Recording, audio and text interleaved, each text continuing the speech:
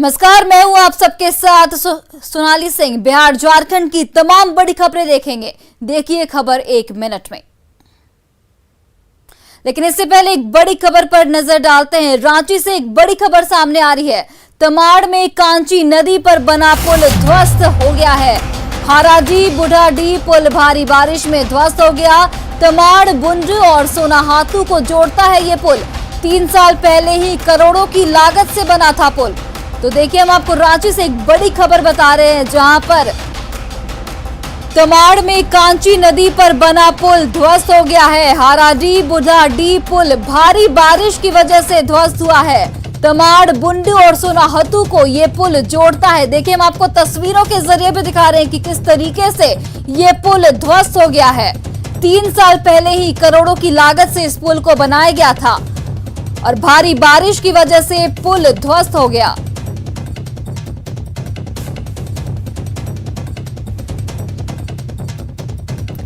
तो आप तस्वीरों में देख सकते हैं किस तरीके से पुल ध्वस्त हो गया है। तमाड़ बुंड और सोनाहातू को ये पुल जोड़ता है और करीब 3 साल पहले करोड़ों की लागत से इस पुल का निर्माण कराया गया था। आप लोगों की भीड़ भी देख सकते हैं और भारी बारिश की वजह से ये पुल ध्वस्त हुआ। 3 साल पहले ही करोड़ों की लागत से इस पुल का निर्माण किया गया था।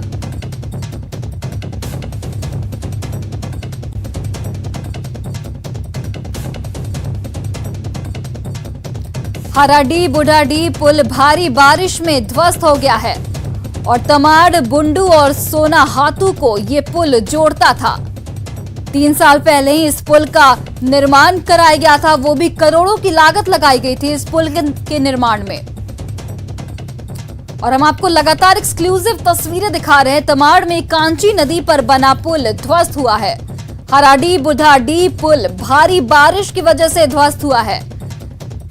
तो देखिए, यास तूफान का ये असर ही आप कह सकते हैं कि 3 साल पहले करोड़ों की लागत से ये पुल बना था, लेकिन भारी बारिश की वजह से। और ओम प्रकाश जुड़ चुके हैं हमारे साथ, हमारे सहयोगी। ओम प्रकाश, क्या कुछ जानकारी आपके पास पुल ध्वस्त होने को लेकर? जी, बता दें कि फिलहाल जो ये पुल ध्वस्त हुआ उसके बाद से ही तमाम महकमों में हड़कंप मच गया है। मामले की उच्च स्तरीय जांच की भी बात की जा रही है। हालांकि जो प्राथमिकी जो शुरुआती बातें हैं उसमें साफ तौर पे यास चक्रवात को ही इसका जिम्मेवार ठहराया जा रहा है, क्योंकि भारी बारिश को इसका बहाना बनाया जा रहा है कि उस वजह से भी पुल ध्वस्त हुआ है। लेकिन अभी फिलहाल इस पूरे चीज की जब जांच होगी तभी मामला स्पष्ट तौर पर सामने आ पाएगा कि कहीं इस पुल को बनाने में कोई अनियमितता तो नहीं बरती गई। क्या इस पुल के निर्माण के बाद से जो जिस तरह से बालू माफिया वहां पर सामने आए थे, लगातार वहां से बालू की उठाई कर रहे थे, कहीं उस वजह से ये पुल कमजोर तो नहीं हुआ। इन तमाम बिंदुओं पर जांच होगी कि आखिर इसके पीछे असल वजह क्या है। कहीं ये तूफान का ही असर नहीं है, क्यों आखिर तमाम चीजें जब 3 साल पहले ही कोई ब्रिज बना है तो एक बारिश की वजह से इस पुल का ध्वस्त हो जाना एक अपने आप में अचंभित करने वाली बातें हैं। लेकिन फिलहाल जांच की बात की जा रही है और तमाम बिंदुओं पर भी जांच किया जा रहा है कि आखिर इसकी असल वजह क्या रही। प्रकाश, हालांकि लॉकडाउन है, लेकिन हम ये जानना चाहेंगे कि इस पुल की वजह से कौन कौन से इलाकों की आवाजाही बाधित होगी? जी, जाहिर तौर पर इस पुल जो था ये तमाड़ से सोनाहातू और बंडू ये तमाम इलाकों को जोड़ता था और कई जो गांव थे इस पुल पर निर्भर थे। वहीं अगर बात की जाए तो कई बड़ी गाड़ियां भी इस रास्ते से होकर गुजरा करती थी। लेकिन जैसे ही ये पुल ध्वस्त हुआ है तो कहीं ना कहीं कहा जाए तो ये 3 जो इलाके हैं, 3 जो प्रखंड है वो बुरी तरह प्रभावित हुए हैं। और कहा जाए तो इस पूरे इलाके में जो आवागमन का जो शॉर्ट रास्ता था वो बुरी तरह से प्रभावित हुआ है। तो कई गाड़ियों का भी जो भारी वाहन भी आते थे उनके आने जाने पर भी परिचालन पर भी असर पड़ेगा। ठीक है ओम प्रकाश, आपका बहुत बहुत धन्यवाद इन तमाम जानकारियों के लिए। तो देखिए,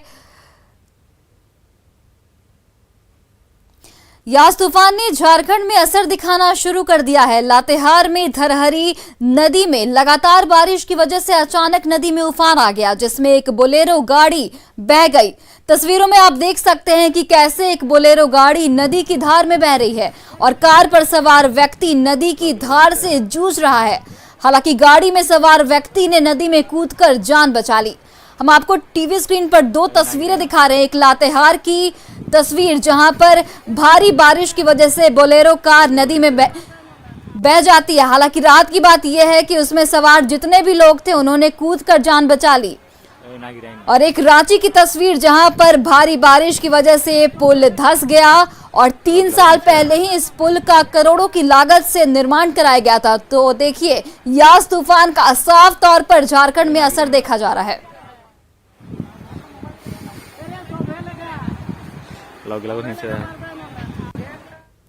और अब देखिए खबर 1 मिनट।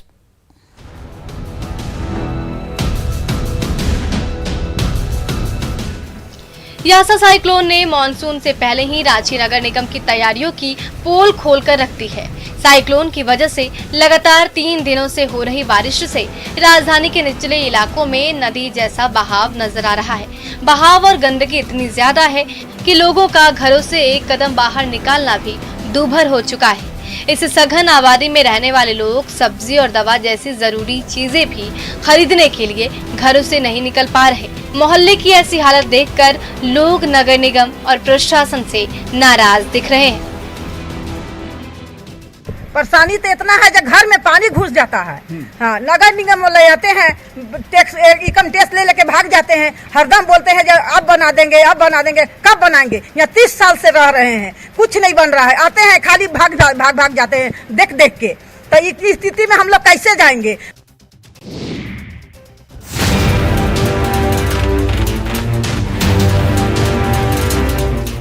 बारिश ने पटना नगर निगम की तैयारियों की पोल खोलकर रख दी है।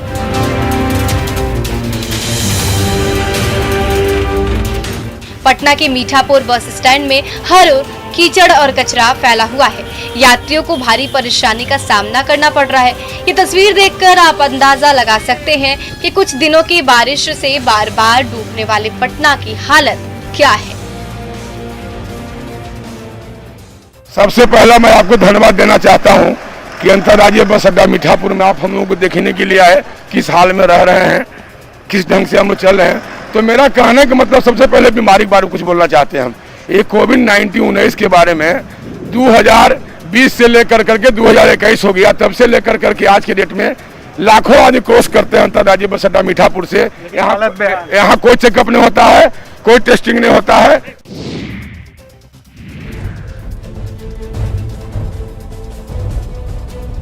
पटना में नगर निगम की लापरवाही ने लोगों की परेशानियां बढ़ा दी हैं। कई जगहों पर ड्रेनेज ठीक करने के लिए सड़कों पर बड़े बड़े गड्ढे किए गए हैं, जिससे आए दिन हादसे होते रहते हैं। परेशानियों से जूझ रहे लोग नगर निगम से सवाल कर रहे हैं कि आखिर ये काम पहले क्यों नहीं शुरू किया गया, क्योंकि अब जब मानसून का वक्त आ गया है तो लोगों को जलजमाव का डर सता रहा है। बहुत ज्यादा परेशानी, आप देख सकते हैं क्या स्थिति है। गाड़ी भी फंसी हुई है, हर आदमी को परेशानी है, पब्लिक लोग को बहुत ज्यादा परेशानी है। कमाने खाने वाला लोग बहुत परेशान है, यहाँ पे है, रोजी रोटी किसी का सबका बंद है। क्या कर सकते? यहाँ पे मानसून अगले 4 दिनों में यहाँ पे पहुँचेगा। मानसून तो पहुँच गया ना, फिर भी देख रहे हैं स्थिति क्या है। बहुत ज्यादा दयनीय स्थिति है। हर साल जो है वो हर साल यहाँ से लेके आप देख लीजिए एकदम लोहानीपुर मोड़ तक सब जगह की यही स्थिति है।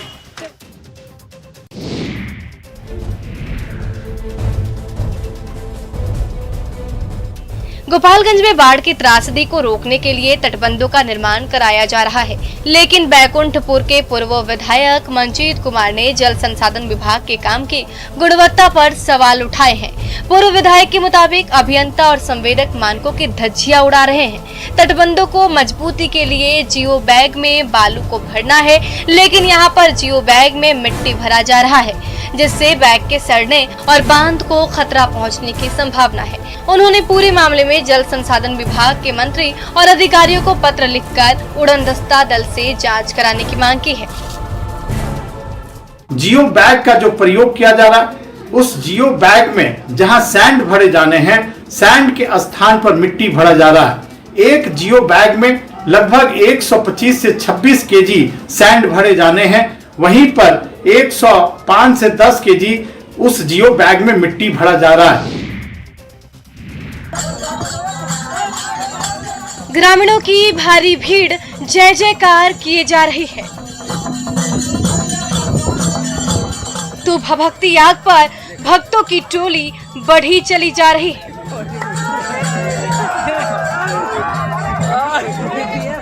तो ये दुस्साहसी भक्त दो बांसों को पकड़कर ऊपर चढ़ा जा रहा है और ये देखिए बांस के ऊपरी हिस्से पर पहुंचते ही ये शख्स उसे पकड़कर सर्कस के कलाकार की माफिक लटक गया। फिर तो कभी वो बांस से उल्टा लटक जाता है तो अगले ही पल अपने करतब से सबको चकित कर देता है। तो ये तमाशा देख रहे ग्रामीणों के हुजूम से फिर से जय जयकार की गूंज सुनाई देने लगी। आस्था के नाम पर ये ढोंग हुआ भोजपुर के इंग्लिश गांव में, जहां एक युवक के तिलक समारोह के दौरान अंध भक्तों का मजमा जुटा और ऐसे ऐसे करतब दिखाए गए कि पूछिए मत।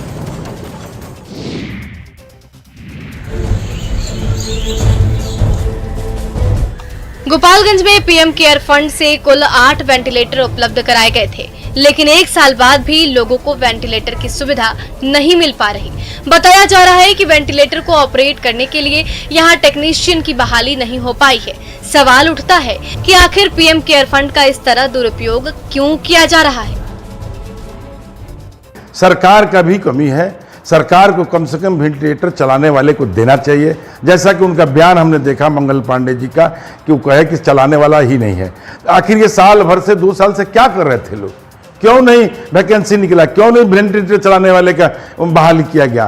क्या कमी थी? पैसे की कमी थी कि क्या कमी थी? सरकार चाहती नहीं है। जब सरकार को महामारी से लड़ना था तो सरकार केंद्र से हो चाहे स्टेट की सरकार हो, ये चुनाव खेल रही थी और चुनाव में पूरे भारत में महामारी फैल गई, लेकिन पूरे वर्ल्ड में महामारी जो है बच गई। पटना का महावीर मंदिर देश के उन मंदिरों में शामिल है जहां धर्म को सीधे परोपकार से जोड़ा गया है, जहां नर सेवा नारायण सेवा का मंत्र साकार हो गया है। पटना के महावीर मंदिर के पैसे से कई अस्पताल और जन कल्याणकारी काम हो रहे हैं, लेकिन कोरोना संकट के चलते महावीर मंदिर 1 साल से भी ज्यादा समय से बंद है। लेकिन महावीर मंदिर की ओर से चलाए जा रहे अस्पताल और जन कल्याण के कार्य लगातार चल रहे हैं, चाहे गरीबों को मुफ्त में खाना खिलाना हो या अस्पताल में ऑक्सीजन देना हो। महावीर मंदिर हमेशा से इन कार्यों में आगे रहा है, लेकिन अब लगातार लॉकडाउन के चलते महावीर मंदिर के इन जन कल्याणकारी कार्यों का संकट खड़ा हो गया है। ऐसे में महावीर मंदिर ट्रस्ट की ओर से चलाए जा रहे 7 अस्पताल बंद न हो और जन कल्याण का काम लगातार चलते रहे, इसके लिए महावीर मंदिर बैंक से लोन लेने की तैयारी में है। महावीर मंदिर के प्रमुख आचार्य किशोर कुणाल के मुताबिक हनुमान मंदिर के एफडी के एवज में बैंक से कर्ज लेकर जन कल्याण के कार्यों को जारी रखा जाएगा।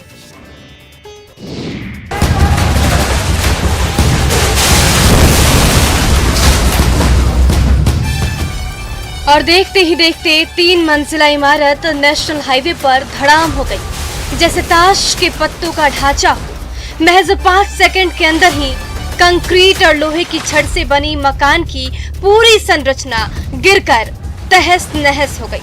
आप टीवी स्क्रीन पर देख सकते हैं, पटना को गया से जोड़ने वाले नेशनल हाईवे नंबर 83 से ये ट्रक गुजर रही है। ये ट्रक अभी गुजरी ही थी कि ये 3 मंजिला इमारत धीरे धीरे नीचे झुकने लगी। थोड़ी और नीचे झुकी और फिर तो पूरी की पूरी बिल्डिंग भरभरा कर एक साथ नीचे गिर गई और चारों ओर धूल का गुबार छा गया। पूरी की पूरी सड़क बिल्डिंग के मलबे से पट गई। तो इमारत गिरने की आवाज सुनकर हर कोई दौड़ा दौड़ा चला आया।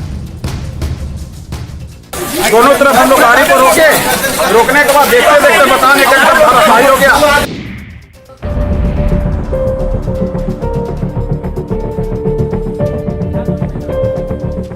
भोजपुर के चरपोखरी थाना इलाके के देवढ़ी मोड़ के पास आज एक भीषण हादसा हुआ। यहाँ ट्रक की पिकअप वैन से टक्कर हो गई। इस हादसे में 4 लोगों की मौत हो गई, वहीं 9 लोग घायल हैं, जिनका इलाज सदर अस्पताल में चल रहा है। बताया जा रहा है कि शादी समारोह के बाद बैंड बाजा पार्टी को लेकर पिकअप वैन जा रही थी, तभी ये हादसा हुआ। मैं ट्रक रहे अच्छा, और सब एक गाड़ी खड़ा रहे? गाड़ी चलत रहे। अच्छा, उसको में स्लो में रही चलते तो हाँ हाँ, खाना तो बहुत आदमी तो सामने से मर रहे कि पीछे से ट्रक वाला? आगे ट्रक जाता रहे, हाँ, पीछे से ही गाड़ी जाता रहे। हाँ, ये वाला सलमान ठेका का पिकअप वाला। अच्छा, तो ट्रक के अंदर गाड़ी घुस गई? ना अंदर ना घुसल, लेकिन रहे मैजिक में रहे। हाँ, अच्छा, मैजिक में तो घुसी थोड़े। कहाँ से रहेगा सब? आवत नहीं जा आवत नहीं जाओ कोरी से, खोरी मंगाई खोरी। और श्रीलंका से एक खबर सामने आ रही है जहां पर कोलंबो तट पर समुद्री जहाज में आग लग गई है। जहाज में लगी आग पर काबू पाने के लिए श्रीलंका और भारत का संयुक्त अभियान जारी है। श्रीलंका की राजधानी कोलंबो के तट पर खड़े एमवी एक्सप्रेस पर्ल जहाज पर लगी आग को भारत और श्रीलंका ने संयुक्त अभियान के चलते काफी हद तक काबू पा लिया है। वहीं अब मदद के लिए यूरोपीय अग्निशमन कर्मी भी आगे आए हैं। तो आप तस्वीरों में देख सकते हैं कि कितनी भयावह ये आग लगी है। श्रीलंका से कोलंबो से ये बड़ी खबर सामने आ रही है जहां पर एमवी एक्सप्रेस पर्ल जहाज में ये आग लगी है और आग को भारत और श्रीलंका ने संयुक्त अभियान के चलते काफी हद तक आग पर काबू पा लिया गया है। वहीं अब मदद के लिए यूरोपीय अग्निशमन कर्मी भी आगे आए हैं।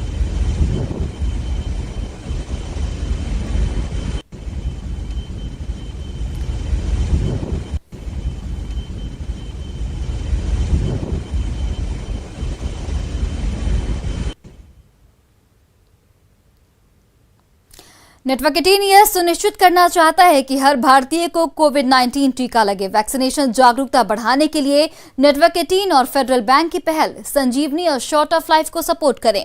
हेल्थ एक्सपर्ट अपोलो 24/7 आपकी सेवा में मौजूद हैं।